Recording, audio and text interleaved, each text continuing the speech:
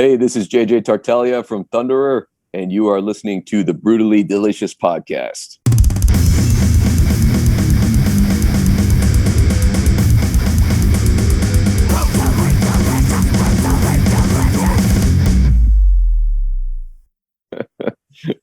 So cool. You guys are up in Canada, right?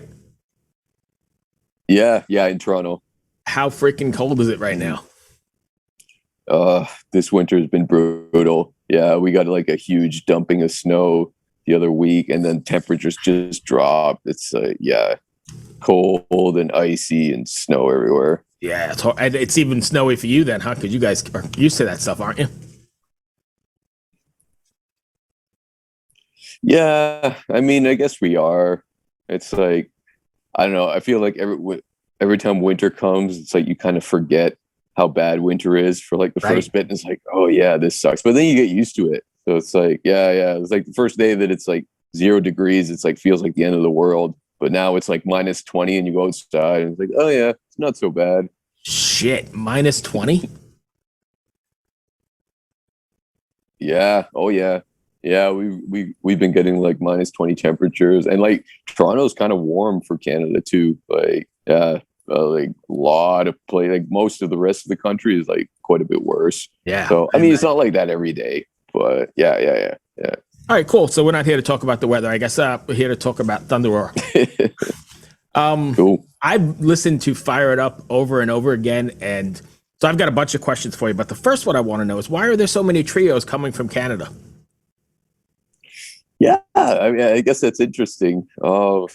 This is, this is actually the first trio that I've been part of for a long time. But there's something to be said about like the power trio. I mean, it just feels powerful. Like, I don't know if it's that whole Feels Canadian.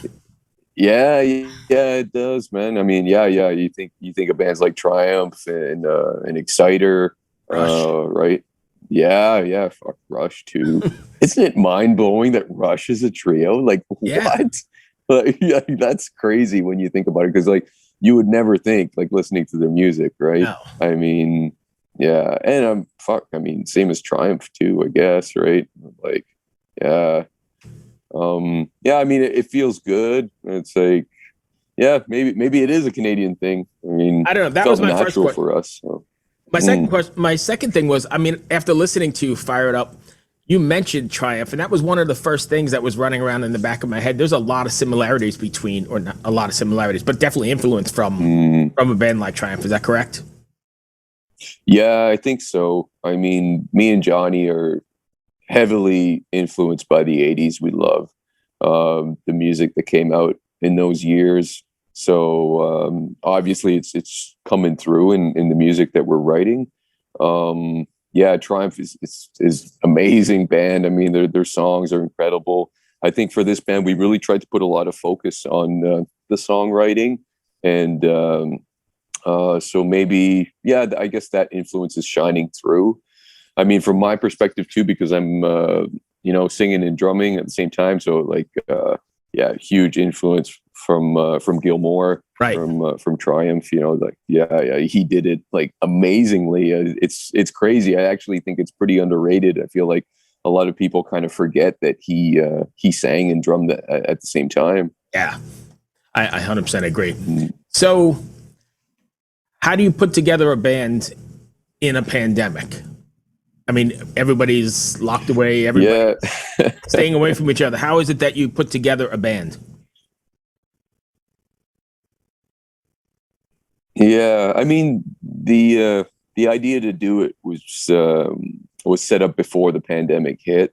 So kind of like we were going to do the band, and everything was kind of set. Our timeline was set, so I had some touring in March that I was doing in 2020, and then as soon as I got back, me and Johnny were going to get into the studio and like write the tunes, record the stuff. Right. And then coincidentally, I mean, that's when everything, hit. So for us, it didn't really matter so much. I feel like it kind of worked to our advantage because we had so many tours coming up with the Skullfist, which is the other band that we do, and it kind all of a sudden we had all this downtime, so it was like really the perfect opportunity to just focus in on the Thunderer stuff. So if anything, I think it kind of fast forwarded the process, because I think it would have taken a lot longer had it just kind of been something on the back burner where it's like, okay, we have some time, let's do it a bit. And you know how that goes. It just ends up dragging on, Oh yeah. right? Because your attention's not on it. So I think this way we were able to just put like a lot of focus on it, and it kind of gave us something to do. We were I think a lot of musicians kind of didn't know what to do at that time. Right. It was like, well, like what the hell do I do Still now? don't know Everything's what to do. canceled, right? So uh, yeah, yeah, it's true, man. It's brutal. So yeah, I think it wasn't so bad for us. It was cool. We live really close by to each other, and we were always getting together anyway. It was like, whatever. I mean, Right. like we were already in the jam space, just jamming anyway. So it's like, may as well work on the stuff. And it was a good distraction for us too, man. Like mentally, I think I really needed it. Like it just like got me away from what was happening in the world. I could shut myself in the space and just work on music. Like that's so important. How much of what we've all gone through has seeped into your music? I mean, that's got to be writing and recording this and actually forming during this nonsense. It has to be an overwhelming theme of some sort, right? Or is it just you block it out totally? I think I just blocked it out. Yeah, because I mean, for me, I don't think there was any positive influence coming from that. I mean, other than I know I used it as a motivational sense, but I don't think it made its way into the music by any means. I think I did use it to fuel myself, and kind of saying like, okay, well, I've got all this downtime, like, don't just sit around and mope about it. Like, do something productive. Like, do something so that you can come out of this and be like, oh, you know what, that was the freaking terrible time, but at least we got this done. So my mindset was kind of like along those lines, and even to the point where it's like I would even kind of pretend that the reason the pandemic was happening was like a sign that like you need to like do this band, and if you the longer you take to do it, the longer the pandemic's going to drag on. So like that kind of thinking is it's a fun way to do it, but it was also like a cool way for me to motivate myself, like Right. during this crazy And like a time. sign from Odin as well.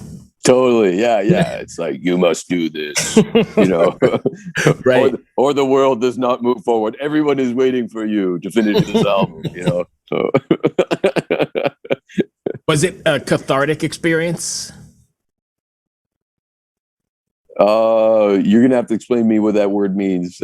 So was it something that helped In you what get? sense? Yeah, no worries at all. Was it something that helped you get your Mm. inner demons out and express all this, your anger and fear and whatever? Did you find you were able to let it go, putting everything into this record?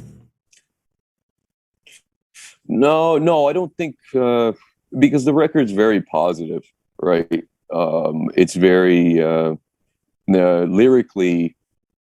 There's nothing that touches on like the pandemic or like any kind of like anger. Really, it's I think the record is more about being driven in life, and chasing your dreams. Really just like longing for adventure and excitement. So I think that's pretty much the main themes of the record are all along that kind of stuff. So yeah, none of that like it was definitely a release, for me to get that out, as in like it always is when you create music, I guess. But I think it was more the emotions that I was trying to get across are more like uh, motivate yourself, don't give up, follow your heart, that kind of thing was what we were going for. Are you guys all writing together, or is it more the efforts of one particular member?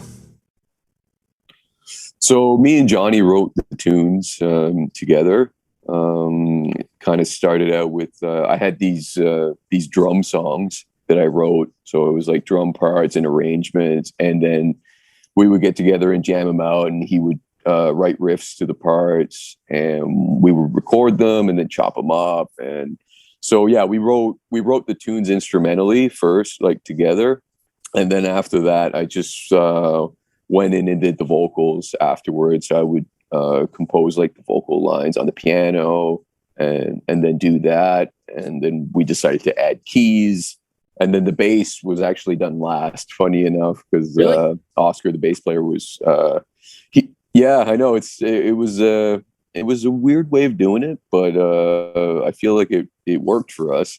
But yeah, we had because he didn't really have a part in writing the music, Hmm. so I kind of wanted everything to be done, and then before I presented it to him and be like, okay, here's the songs, like now feel free to do like what you want Right. to do on the bass on the record. So yeah. Yeah. So do you do a lot of the producing yourself then as well? Yeah, I guess. Yeah, I guess. I mean, because we didn't have like a proper producer Right. role for the record. I guess it would have been myself, and Johnny as well. I mean, we had a vision of what we wanted the music to sound like, and we actually tracked everything ourselves too, because we did it out of our jam space, Oh, right? nice. Yeah, yeah. I mean, which was cool, because then we had the luxury of just the time of okay, no rush. We could just work on the stuff, and we Right. were learning as we were going too, because uh, it was our first time like really working with like a software like Pro Tools and stuff like that. Like before, we just had like these old 8 tracks Right. units that we would Hmm. use. You know what I mean? So yeah, it was cool. And then we took our time doing that, and but then we did get like a good guy to mix it, and then a proper mastering guy too, just Right. to like get it up to the level of something that is going to be released in today's industry. So what's next after the? Are you guys going to do the single model, like a different single every 6 weeks? Because the music business has sort of reinvented itself, right? Or are you Mm. planning on doing a full length disc or record or what, cassette tape, whatever it may be? Yeah, so we are doing a full length. So right now we've got the 2 singles out, and then the full record is going to be out February 25th. But yeah, you're totally right. The model that the industry is kind of using is changing. With it seems like more and more bands are doing more singles before the Yeah. release of the album. So it's like we've only done 2, but like I know some bands who've done some, they do like 5, and like so it's Yeah. like half the records are already out before. Yeah, so it's crazy, and I think maybe that's the direction it's going to go. Like I kind of have this conversation with Zach from Skullfist pretty often about like what should we do, like how should we be doing it. I think if anything, labels are kind of holding it back. They're hanging on to the old way of doing it. Right. Like they don't want to let go. They're like, oh no, okay, 2 singles come out and then the full length comes out, because that's how they make money, is off of full albums, right? Oh, yeah. So And to be yeah, honest, so I don't know. Mm, that's the way I'm a little old school. I like maybe it's mm, the hard rock and metal scene that does it more, but I like sitting down. mm-hmm, It's a process, listening to the record from start to finish, looking at the artwork, that totally. whole thing. Yeah. But I think it has to. Oh yeah. I think it has to advance, though. I mean, or reinvent itself, because you have kids like my kids. They have like 30-second, I don't know, attention spans. So if you don't Yeah. Yeah. if you're not on the road and you don't keep yourself, releasing singles, then I think everything gets lost in the shuffle. Mm, So I could see the other way, even though I'm not really a fan of it. mm. Yeah, I know. It's like, what do you do? Where's the happy medium? Like, do you do 4 singles and then release it? Do you do a single for every song and then release the album at the end? Right. But And then be like, there's okay, videos everything's out. involved, Now and you can buy the. Yeah, and then there's cost, Yeah, right? Because yeah, there's videos or lyric videos. I mean, well, that yeah, stuff's not cheap, right? yeah, yeah, yeah, totally. Yeah, like so we're doing. We've got the two singles out, two videos, and then on release day, there's going to be a third video Right. that comes out as well. So, and that took a ton of work just to get that all lined up, you know. So, Are you doing your own yeah, I videos as mean, well? yeah, yeah, I mean, yeah, it's all pretty DIY. Like I hire guys that I know, you know, Right. like the video guys that are like my homies, you know, we're like, Mhm. okay, you know, they get paid a bit, they don't get paid a lot, you know. It's kind of Right. like, okay, it's like, yeah, but yeah, no, it's cool. We're doing everything on a budget. But yeah, Right. yeah, I mean, being a musician is not an easy thing these days. So, it's tough, man. Yeah, it's tough to make it work. I mean, I'm thankful that you know, we can make it work. So let's see. Hopefully, the record does well, and we get some of those costs back. it's great seeing you be able to do it, but I'm also saddened by how many casualties of the epidemic I've seen. The bands like just dropping off and saying I can't do it anymore. Totally, man. I mean, it's interesting because I feel like maybe there's going to be like a whole slew of new bands that are going to emerge out of this, you know, because like who knows how many bands are in like their basements right now and have been working away for like the last 2 years, right? Like honing their shit, like Right. just getting ready, you know, like probably a lot, right? And like these young bands, man, they're hungry, right? So I think, yeah, a lot of bands are going to go away, but I think if anything, it's only getting harder, right? Right. To get out there and do it. It's only getting more competitive. So, especially with like touring, getting Well, all yeah, I mean, backed because up there's and only so everything, you many know, because you got venues, right? shows and tours are, yeah, yeah, and venues shutting down and everything. So it's, ah, man, it's like, it's funny because like, oh, I thought I had it bad, you know, like, you know, this whole time. And then like something like this happened. It's like, oh no, like these young bands have it bad, like, you know. Right. So, but I think the good thing out of it is that it's going to be like only the bands that want it the most are going to be out there, and only the hungriest will make it through. And I think that's a good thing because it will kind of, yeah, I mean, only the cream will rise to the top, right? So I guess let's see. I mean, I guess that's an interesting way to look at it. And you were right. I mean, there's less venues, but there's also, I think you could risk over flooding like a market if there's two or three different bands in town because everybody's got a tour. You only have so much money, right? Everybody's got to be out Mhm. there. That's going to be a tough thing.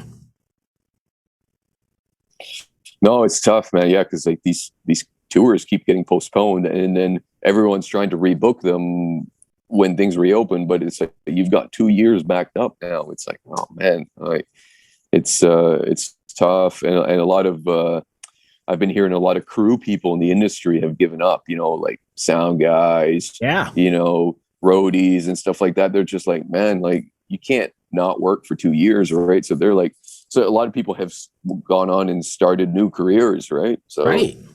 yeah, it's what a time of uncertainty and everything. But I think going through it all, we're going to come out with a lot of great art that you sort of mentioned. That's kind of not just music. I mean, it's going to be art. Yeah, It's going to be the yeah, arts in general because everybody's been yeah. sequestered and creating and blocking out the shit, right? No, totally, man. I think like hard times just seem to like uh brew like cool art, you know. Yeah. I feel like if you look back at like history and shit, I mean that's where like really awesome stuff comes out when things are bad, right? So Right. So it yeah, could be like a renaissance of the arts of sorts. yeah, yeah, yeah, metal renaissance, sick. I think I've covered everything I wanted to cover. You said the record comes out on what's the date again? February 25th. February 25th. So you're about a month away from, actually, yeah, it is the 25th. You're about a month away from today. Pretty excited? Mhm. Yeah, yeah, totally. I mean, because it's been so much leading up to this. Right. It's kind of like when release day comes, like all the work has already been done, you know, because so it's you can kind of sit back and be like, oh yeah, finally. But yeah, we had to delay it a lot because of the vinyl We wanted our vinyl to be ready on time, Right. for release date, and that's all backed up too, as you probably know. So yeah, we're stoked, man. It's like finally it's gonna happen. So one last one. Are you nervous? Are you always nervous putting something out there, or you don't even think about it? Well, because this is it's our first record, for Thunderer, and it's the first record that I'm on as a singer. Right. So that's the biggest difference for me. And I think I guess I'm not really nervous, but I'm definitely curious to read reviews about the record. And like I've already read a couple of them, like of the first ones have already like been trickling out, and that's been really fun, because I've read some really great one, and then another one that wasn't so great, but I could like, these people who review the records, like they really know their shit, right? So even like the people that didn't like the record so much, they were pointing out some cool things that like I would also agree with. It's like, oh, okay, yeah, I like, Okay, so you don't find it as an attack. So, you don't always find it as an attack. Then you find it more like a constructive criticism or something.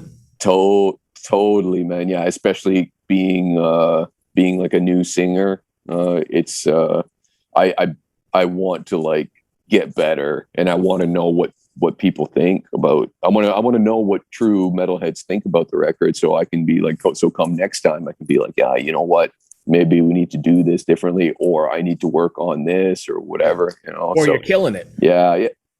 Yeah, or maybe it's great, and we're like, yeah, okay, let's just do the same formula again, right? So yeah, I'm really curious. Well, you've got fans here. My partner couldn't join us this morning, but we're both fans of Fire It Up. He's actually from Edmonton, maybe. I don't know where he's from. Somewhere. Oh yeah, okay, sick. It's all the same north of the border. And where are you? I'm in Richmond, Virginia. Yeah.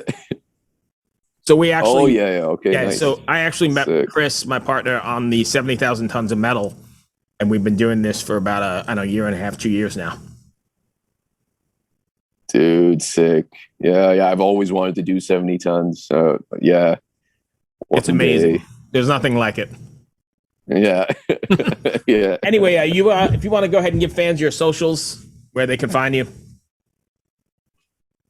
Yeah, I mean, just the regular stuff, right? Thunderer, Facebook and Instagram are the two big ones, right? We do the socials ourselves, so yeah, feel free to hit us up. I mean, and then YouTube, of course, we're all DIY. It's released on a DIY label. So yeah, you're getting straight to the source, right? Yeah, hit us up if you dig the record. Hope to see you on the road. Yeah, and support music. Hell yeah. I mean, anything you can do, especially in these times, like anything, it goes such a long way. Like if you, not just for my band, but like any band that you are digging, even if you just buy a track, buy a song, buy a shirt, it's just, yeah, it goes such a long way. Thank you, my friend. I appreciate you taking the time. No problem, man. Good luck with the record. We'll talk to you soon.